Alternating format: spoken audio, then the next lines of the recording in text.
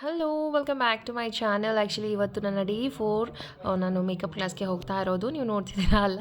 So ಇವತ್ತು ಎಂದಿನಂತೆ ಬೇಗನೆ ಬಿಟ್ಟೆ ಮನೇನ. 8 o'clock ಮನೆ ಬಿಟ್ಟು ಬಸ್ ಹತ್ಕೊಂಡು ಬಸ್ಸಿಂದ ಇಳಿದು ಇಂದಿರಾನಗರ ಹೋಗುವಾಗ ನನ್ನ ಫ್ರೆಂಡ್ ಕಾಲ್ ಮಾಡಿದ್ಲು, ನಾನು ಕೂಡ ಬರ್ತಾ ಇದ್ದೀನಿ, ನೀನು ಹಿಂದೆನೇ ಇದ್ದೀನಿ, ವೆಯ್ಟ್ ಮಾಡು ಅಂತ ಹೇಳಿ. ಸೊ ವೆಯ್ಟ್ ಮಾಡಿದೆ, ನೋಡಿ ಹಿಂದೆ ಬಂದಳು, ಫುಲ್ ಸ್ಕಾರ್ಫ್ ಹಾಕ್ಕೊಂಡು ಇಷ್ಟು ಚೆನ್ನಾಗಿ ಎಲ್ಲ ಫೇಸ್ ಹಾಳಾಗಬಾರ್ದು ಅಂತೇಳಿ ಹಿಂಗೆ ಬಂದಳು.